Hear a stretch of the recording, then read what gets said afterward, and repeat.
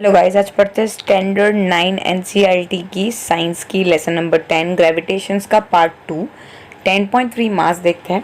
We have learn in the previous chapter that the mass of a object is measure of the inertia.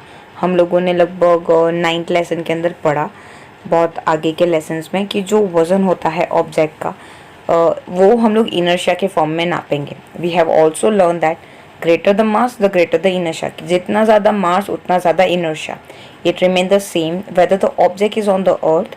ये देखने जाए तो जो object है वो सेम रहेगा, अर्थ पे है, मून पे है या फिर आउटर स्पेस में है, उसका इनर्शिया सेम रहेगा। Mass of an object is a constant and does not change from the place to place. जो वजन है किसी भी ऑब्जेक्ट का वो हर जगह पे सेम ही रहेगा, जगह चेंज होने से वो बदलेगा नहीं। 10.4 बात करते हैं वेट।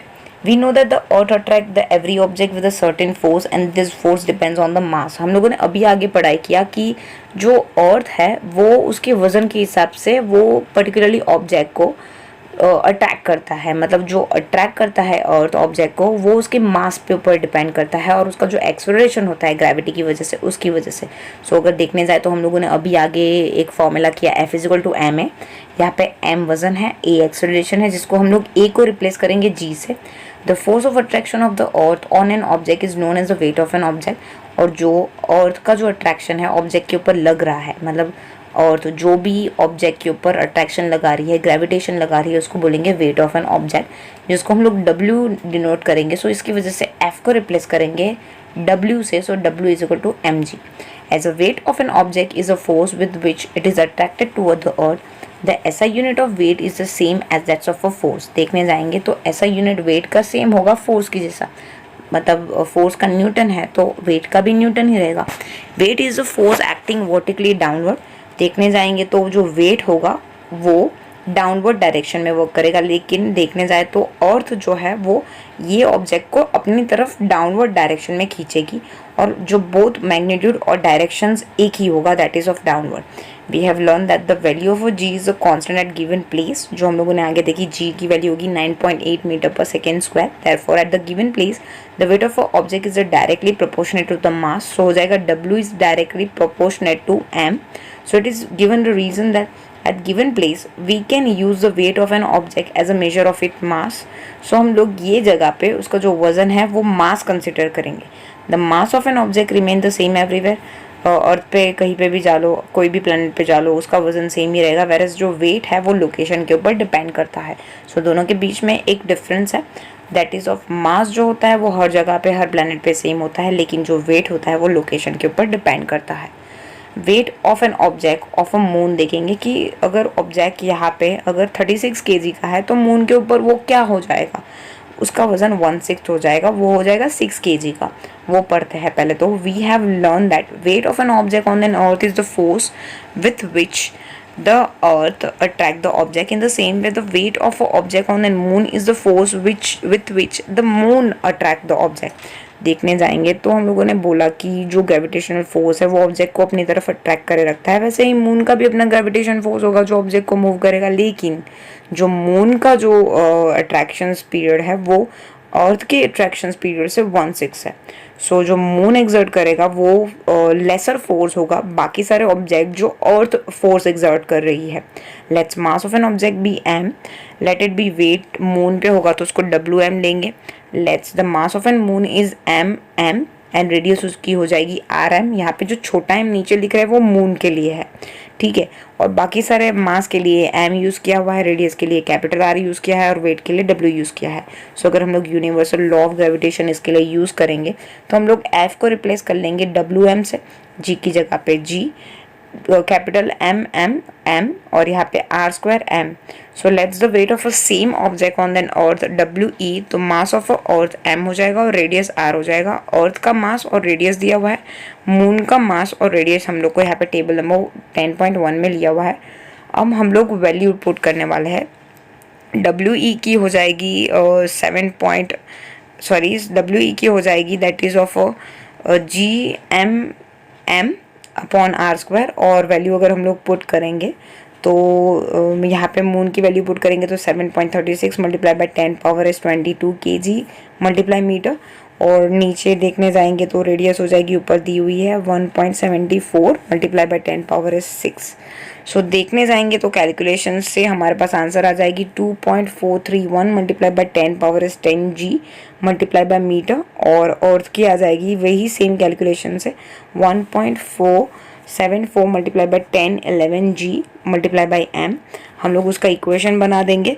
सो 2.431 ऊपर रखेंगे मल्टीप्लाई बाय 10 पावर इज 10 और नीचे 1.474 मल्टीप्लाई बाय 10 पावर इज 11। सो अगर कटिंग करोगे तो आंसर कुछ 1/6 आएगा, जो मैंने आपको कब से बोल दिया कि जो मून का जो वेट होगा अर्थ के वेट से 1/6 टाइम होगा। मतलब अगर वेट अगर अर्थ के ऊपर 36 kg है, सो मून पे उसका वजन 6 kg हो जाएगा। थ्रस्ट एंड प्रेशर पढ़ते हैं 10.5। Have you ever wonder why the camel can run in the desert easily? आपने कभी सोचा है जो कैमल है वो डेजर्ट के ऊपर कितना इजीली चल जाता है? अगर हम लोग चलेंगे तो हमारे पैर सिंक हो जाते हैं, पैर अंदर सैंड के अंदर चले जाते हैं। Why an army tank weighting more than the 1000 ton rest upon the continuous chain? और जो आर्मी का टैंक है जो 1000 टन का है, इतना भारी है, वो किस हिसाब से कंटिन्यूअस चेन में चलता रहता है? वाई ट्रक और द मोटर बस has a much wider tyre? तो जो ट्रक और मोटर बस है उसके जो टायर है वो इतने बड़े क्यों हैं, लंबे क्यों हैं ऐसे? Why cutting tools have a sharp edges? जो टूल्स है उसकी जो एजेस है वो शार्प क्यों बनाई जाती है? In order to address this questions, अगर आपको ये सारे क्वेश्चंस के आंसर चाहिए तो आपको पहले फेनोमेना पढ़ना पड़ेगा, that is thrust and pressure का, कि ये कॉन्सेप्ट क्या है। पहले तो of a net force is perpendicular directions, जिसको थ्रस्ट बोलेंगे। जो परपेंडिकुलर डायरेक्शंस में एक्चुअली पर्टिकुलर डायरेक्शंस में वर्क करता है उसको थ्रस्ट बोलेंगे। और फोर्स पर यूनिट एरिया, वो पर्टिकुलर एरिया पे कितना फोर्स लगता है, प्रेशर, उसको प्रेशर बोलता है। सो इसके बारे में डिस्कस करते हैं। Let us try to understand the meaning of thrust and pressure एक एग्जांपल से। सिचुएशन 1 है, you wish to fix the poster on the bulletin board. आपको बुलेटिन बोर्ड पे एक पोस्चर चिपकाना है, 10.3 में आपको दिख रहा है। To do this task you have to press the drawing pins with your thumb. आपको थंब की मदद से ड्राइंग पिन को दबानी है। आपने ड्राइंग पिन जनरली देखी होती है, और जो हम लोग बुलेटिन बोर्ड पे लगाते हैं वो पॉइंटेड पिन जैसा आता है। You apply a force on the surface area head of the pin. आप पिन के हेड, मतलब जहाँ पे गोल हिस्सा होगा वहाँ पे आप पिन पर प्रेशर अप्लाई करोगे। This force is directly perpendicular to the surface area on the board, और ये सीधा 90 डिग्री वर्क करेगा सरफेस एरिया पे। This force act on the smaller area at the tip of the point. और आप force पीछे से लगा रहे होंगे लेकिन जो पॉइंटेड एंड होगा वो एकदम सीधा जाएगा अंदर बोर्ड के अंदर, जिसका एरिया बहुत ही कम होगा। कुछ इस हिसाब से वो पिन लगा रहा है बंदा, पिन प्रेस कर रहा है। सिचुएशन 2 देखेंगे, you stand on the loose sand and your feet go deep into the sand. Now lie down on the sand. आप खड़े हैं तो आपके पैर अंदर सैंड के अंदर चले जा रहे हैं, आपको अब सो जाना है, तो आपकी बॉडी जो होगी वो डीप सैंड के अंदर नहीं जाएगी, सिंक नहीं होगी। सो ये बोथ केसेस में जो फोर्स एक्सर्ट होगा sand is a weight of your body, आपकी वजन के ऊपर डिपेंड करेगा। मतलब जितना ज़्यादा एरिया उतना सिंक होने की पॉसिबिलिटी कम, जितना कम एरिया उसका सिंक होने का पॉसिबिलिटी उतना ज़्यादा। You have learned that the weight is a force acting vertically downward. Here, the force is acting perpendicular to the surface of the sand and the force acting on an object perpendicular to the surface is called the thrust. देखने जाएंगे तो जो force है जो vertically downward work कर रहा है sand के ऊपर, और ये जो फोर्स है ऑब्जेक्ट के ऊपर परपेंडिकुलरली वर्क कर रहा है उसको थ्रस्ट बोलेंगे। When you stand on the loose sand, the force that is weight of your body is acting on an area equal to the area of feet. जो भी फोर्स है वो आपके बॉडी के वजन के बराबर होगा, आपके फीट से वो अप्लाई होगा force. When you lie down, तो same force act on an area equal to the contact area of your whole body. और जो फोर्स होगा वो आपकी पूरी बॉडी जितना हो जाएगा जब आप लेट जाओगे, जो लार्जर हो जाएगा आपकी फीट के कंपैरिजन में। मतलब एरिया जितना ज़्यादा फोर्स उतना कम लगेगा। Thus, the effort of the force of the same magnitude on the different area are different. In above cases, thrust is same. दोनों जो एग्जाम्पल दिए उसमें thrust same होगा, जिसके बारे में हम लोग आगे पढ़ेंगे, but effects are different. Therefore, effect of the thrust depends on the area. So thrust actually area के ऊपर depend करता है. So effect of the thrust on the sand larger होगा while sanding than by lying. So देखने जाएंगे अगर वो सीधा होगा तो जो thrust का effect होगा वो ज़्यादा होगा, अगर वो लेटा होगा उसके कंपैरिजन में। तो थ्रस्ट का यूनिट है that is pressure. So pressure का फॉर्मूला होता है थ्रस्ट अपॉन एरिया। तो प्रेशर का ऐसा यूनिट होता है that is thrust, and area का हो जाएगा यहाँ पे प्रेशर का N metre per second square. और ये साइंटिस्ट ब्लेस पास्कल ने इनोवेट किया था, इसलिए उन्होंने उसका नाम पास्कल रखा है, जिसको ऐसा यूनिट प्रेशर का पास्कल रखा है, जिसको हम लोग डिनोट करेंगे PA में।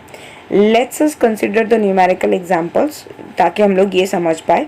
हम न्यूमेरिकल एग्जांपल के लिए नीचे डिस्क्रिप्शन बॉक्स में लिखा हुआ है, आप उसको विजिट कर सकते हो। 10 the same force acting on in smaller area exert a larger pressure. देखने जाएंगे तो एरिया कम होगा तो प्रेशर ज़्यादा लगेगा, एरिया ज़्यादा होगा तो प्रेशर कम लगेगा। Smaller the pressure on the larger area, this is the reason why the जो नेल होगा, नेल का पॉइंटेड होगा, उसका एरिया कम है, सो इसलिए आपको फोर्स ज़्यादा लगाना पड़ेगा। अगर एरिया ज़्यादा हुआ तो आपको फोर्स कम लगाना पड़ेगा। Knife have a sharper edge, so इसकी वजह से आपको एफर्ट कम लगाना पड़ता है। Building have a wide foundation, इसीलिए वो बिल्डिंग गिर नहीं जाती है। सो देखने जाएंगे तो smaller area having a large pressure, और जो अगर एरिया ज़्यादा होगा तो प्रेशर कम लगेगा। देखते हैं प्रेशर इन फ्लूइड, क्या फ्लूइड के अंदर, मतलब जो भी लिक्विड चीज़ के उसके अंदर प्रेशर लगता है क्या? All the liquid and gases are fluid, सारे जो लिक्विड और गैस है उसको फ्लूइड बोलेंगे। Soil exert pressure on an surface due to its weight, solid जो है वो प्रेशर एक्सर्ट करता है उसकी वेट की वजह से, लेकिन जो फ्लूइड होते हैं वो उनका भी वेट होता है।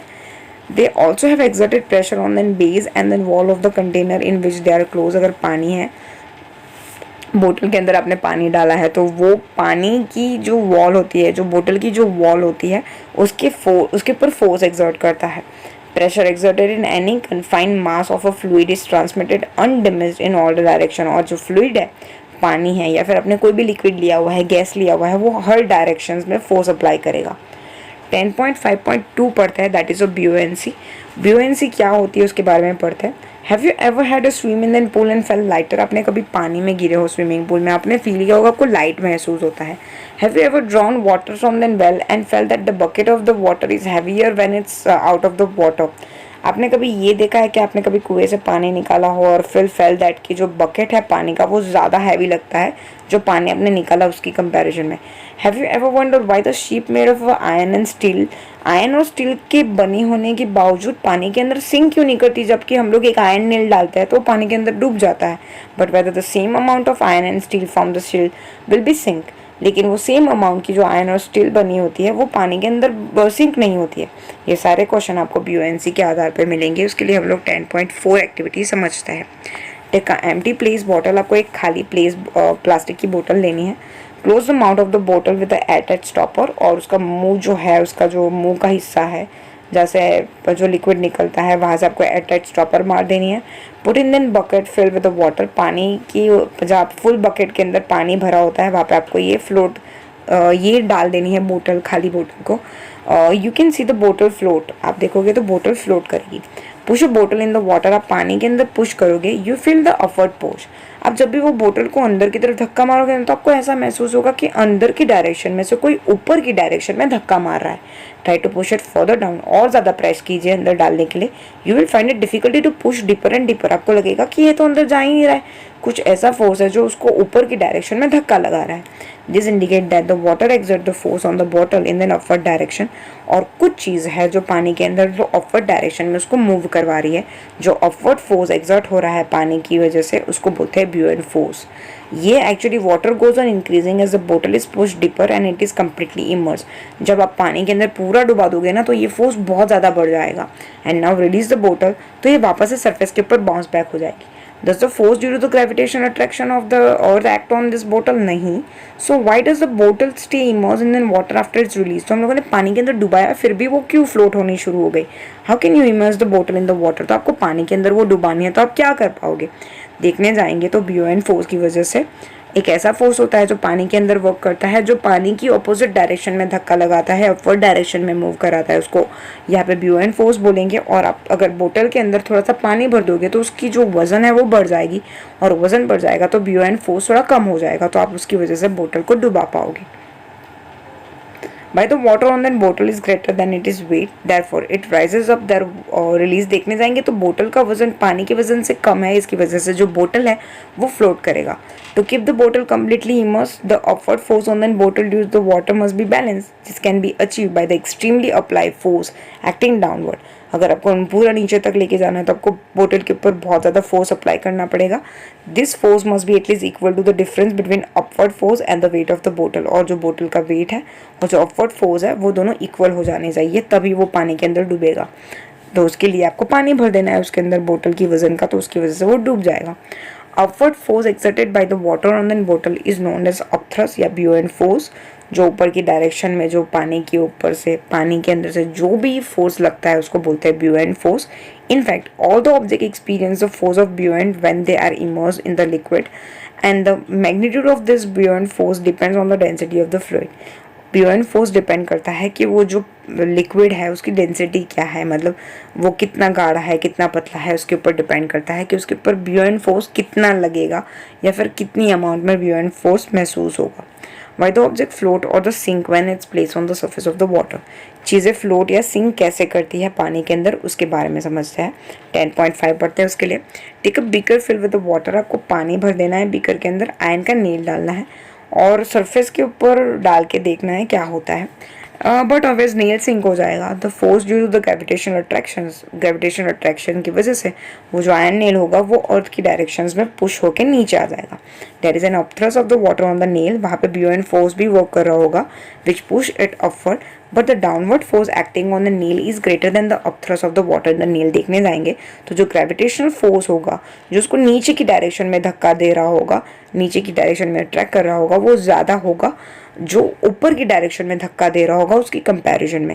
सो जो ग्रेविटेशनल फोर्स है वो ज़्यादा हो जाने की वजह से जो अपथ्रस्ट है वो महसूस नहीं होता है, इसकी वजह से जो आयन नील है वो सिंक हो जाएगी, डूब जाएगी।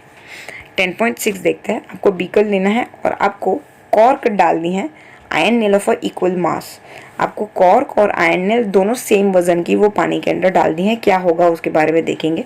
The cork float while the nail sink, जो कॉर्क होगी वो फ्लोट करेगी और जो नेल्स होगी वो सिंक करेगी। This is happen because of the difference in the density, वजन के अंदर दोनों के डिफरेंस होगा इसकी वजह से। Density of the substance is defined as the mass per unit volume. वो वॉल्यूम के अंदर जो पानी है उसके अंदर उसका वजन क्या है ये डिफाइन करता है density. The density of cork is less than the density of water. देखने जाएंगे तो कॉर्न का वजन, नॉर्मल भाषा में बोलेंगे तो कॉर्क का वजन पानी के वजन से कम है। इसका मतलब जो अपथ्रस्ट है वाटर का वो कॉर्क को ऊपर की डायरेक्शन में धक्का दे रहा है, उसकी वजह से वो फ्लोट कर रहा है।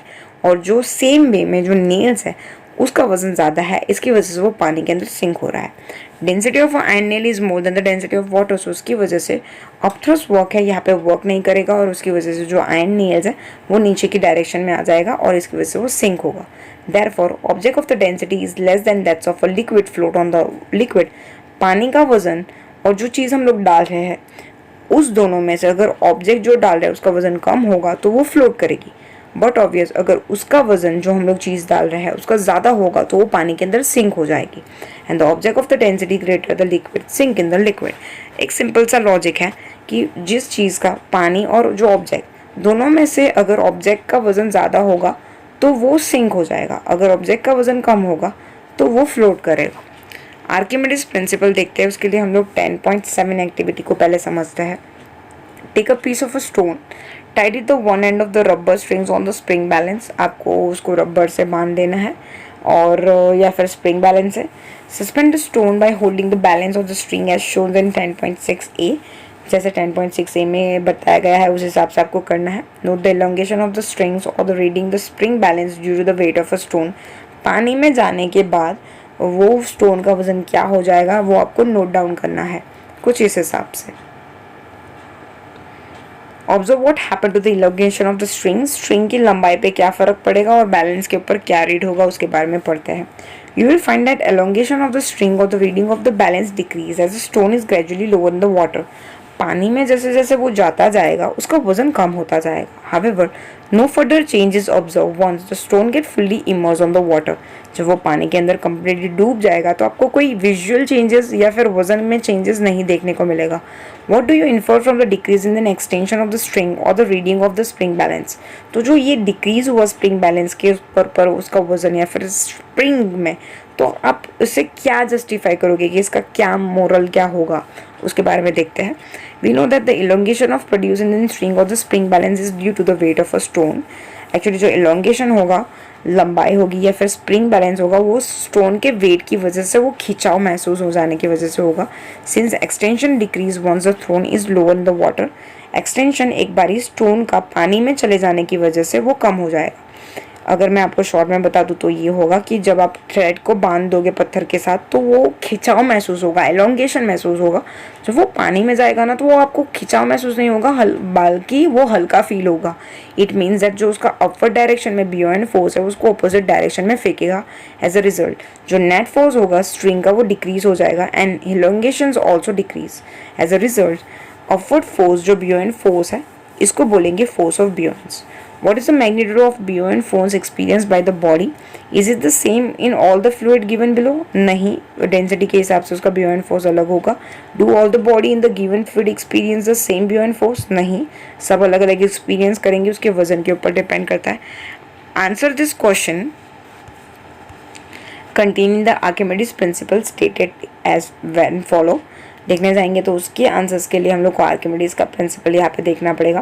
When body is immerse fully और पार्शियली इन द लिक्विड या फिर फ्लूइड, जब कोई भी ऑब्जेक्ट पानी के अंदर फुली या फिर आधा पानी के अंदर होगा, it experience upward force that equal to the weight of the fluid displaced by it. जो भी अपवर्ड फोर्स होगा, जो बुओयंट फोर्स होगा, वो उसके वजन से बराबर होगा जो डिस्प्लेस हो रहा होगा। मतलब जितना हिस्सा हम लोग पानी के अंदर डालेंगे उतना ही फोर्स उसको ऊपर की डायरेक्शन में दे रहा होगा। Now can you explain why the further decrease in elongation of the string was not observe in activity 10.7 as a stone was fully immerse in the water. Actually पानी में पूरा कंप्लीटली हो जाने की वजह से वो जो वेट होगा और जो फोर्स होगा वो एकदम इक्वल हो गया होगा। इसकी वजह से हम लोग को कोई एलोंगेशन अभी आगे फील नहीं होगा।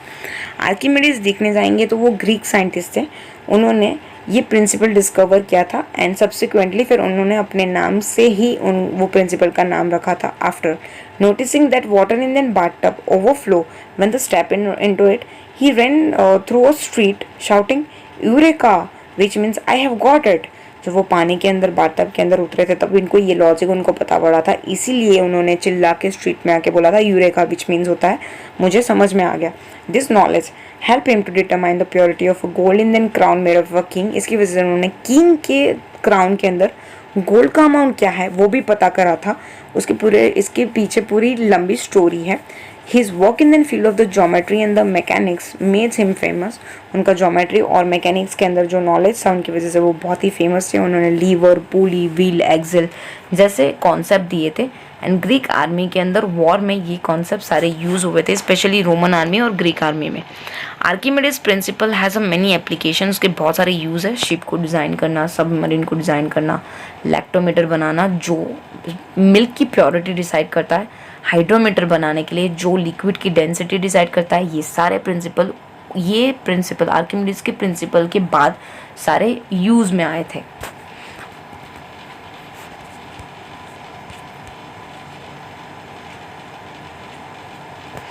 टेन 10.7 देखते हैं relative density. As you know the density of the substance is defined as the mass of the unit volume. Density का मतलब ये हो जाता है कि पर्टिकुलरली वो वॉल्यूम के अंदर उसका वजन क्या है। अगर यूनिट ऑफ डेंसिटी देखेंगे तो वो हो जाएगी kilogram per metre cube, kg per meter cube. Density of a given substance under the specific condition remain the same. Therefore the density of substance is one its character property। देखने जाए तो किसी भी चीज़ का वजन उसकी बहुत ही इंपॉर्टेंट कैरेक्टरिस्टिक्स होता है। It is different from the other और उसको बाकी सारे ऑब्जेक्ट से डिफरेंट बनाता है। For example the density of gold is 19,300 kilogram per metre cube, while that's of water की 1000 kilogram per metre cube. Density दोनों की अलग अलग है यहाँ पे। Density of given sample of substance can be help us to determine its purity, और density की वजह से आप उसकी प्योरिटी के बारे में पता कर पाओगे। It is often convenient to express density of a substance in comparison with that of a water. देखने जाए तो चीज़ों की डेंसिटी पानी की कंपैरिजन, पानी की डेंसिटी के हिसाब से कंपेयर करके डिसाइड की जाती है। रिलेटिव डेंसिटी की रेशियो नीचे दी हुई है। डेंसिटी ऑफ अ सब्सटेंस ऊपर न्यूमरेटर में और नीचे लिखी जाती है डेंसिटी ऑफ वाटर, और इससे जो भी रेशियो निकलता है उससे उसकी रिलेटिव डेंसिटी पता पड़ जाती है। रिलेटिव डेंसिटी का कोई यूनिट नहीं है। सम्स हम अगले वीडियो में देखेंगे। Thank you so much. अभी तक आपने हमारी चैनल को सब्सक्राइब नहीं किया है तो सब्सक्राइब आइकन को क्लिक करके सब्सक्राइब कर दीजिए। कमेंट में ज़रूर बताइए वीडियो आपको कैसी लगी और लाइक करना मत भूलिएगा। Thank you so much.